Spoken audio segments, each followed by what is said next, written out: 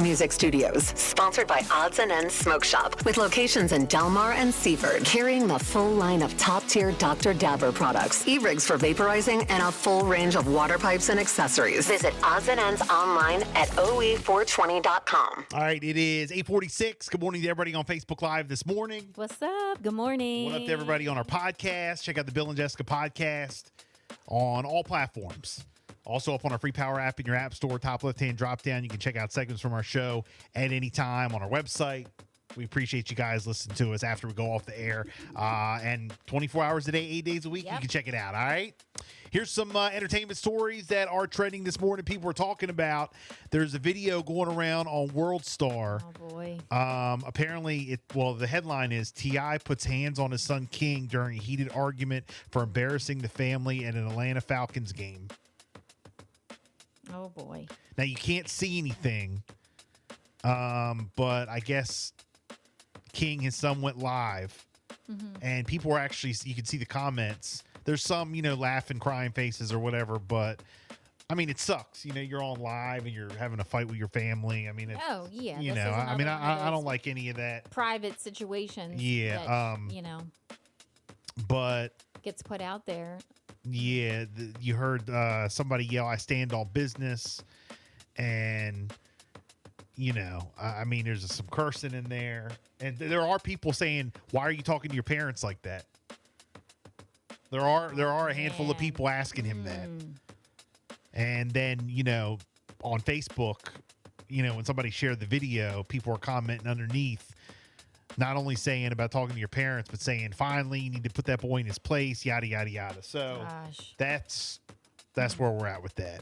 And just last week, T.I., in Atlanta, just opened up a low-income housing apartment complex. And they did the ribbon cutting. And really? Okay. He did like a wonderful thing, for his community. He said, I grew up here and I want to make sure that, they have housing here.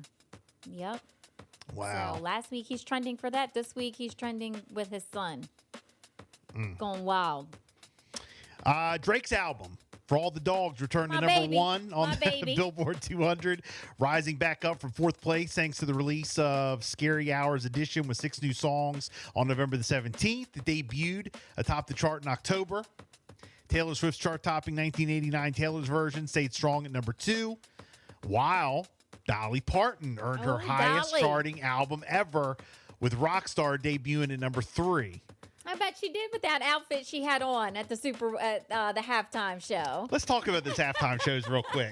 Thanksgiving halftime. We were talking about these I off bet the she air. did skyrocket the number 1 with that outfit she had on. Well, during the Detroit game on Thanksgiving, Jack Harlow came out and performed. And I thought, you know what? I thought, because he has like a number 1 song, like it's trending. Yes. And I thought it was going to be like fireworks and like this incredible stage, and that they were going to really do something up big for him because he's trending right now all over TikTok, has like a number 1 single and all that good stuff.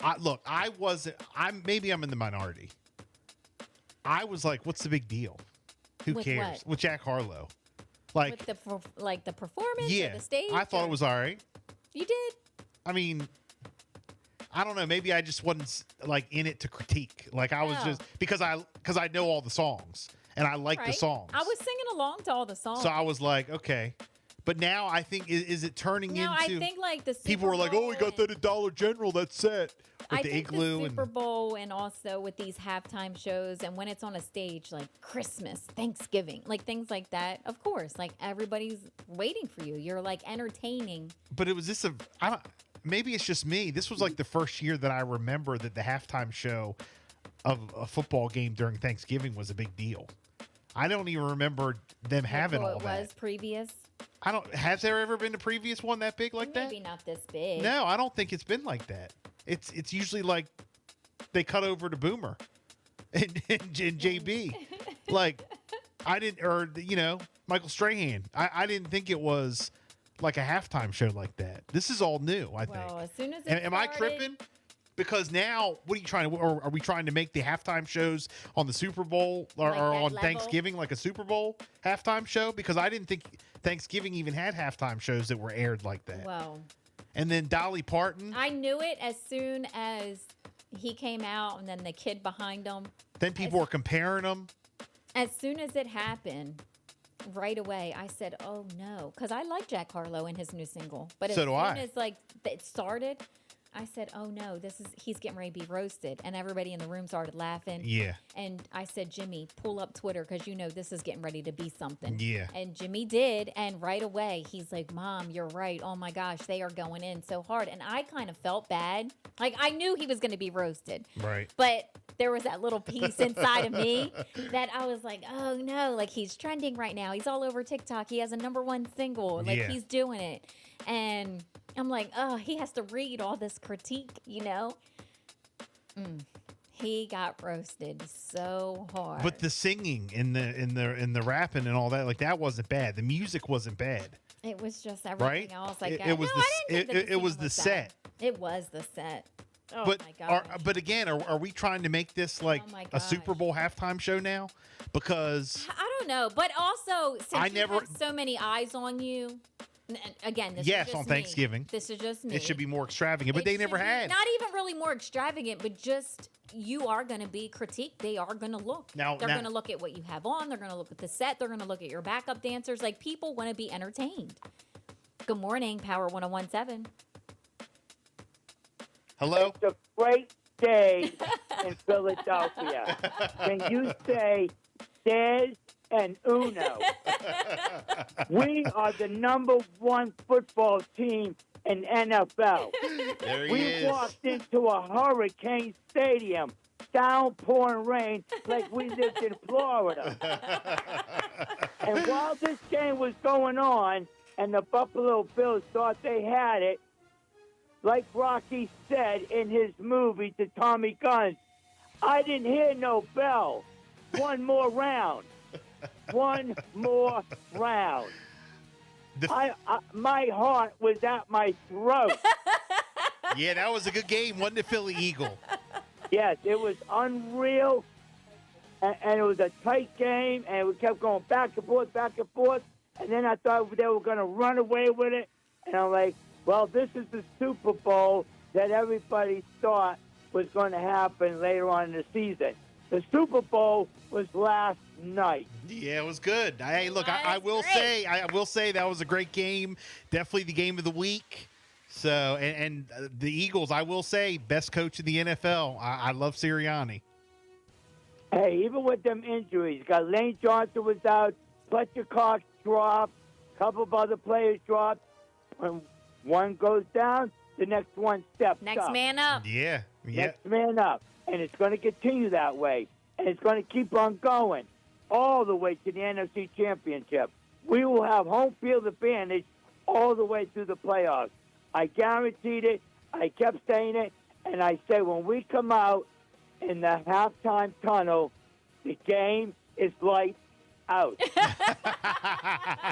Right. And you know that. So who do the Eagles have up next? Who do you have up next? I'm not really sure. I go one game at a time. I think it's San Francisco. I'm trying to come off of cloud 9 right now. Oh, San Fran. I think so. So it's going to be another good one. Yeah, San Fran at 425. No, I think we already beat San Fran, didn't we? Yeah, we did. Yeah. So we don't take on them on again.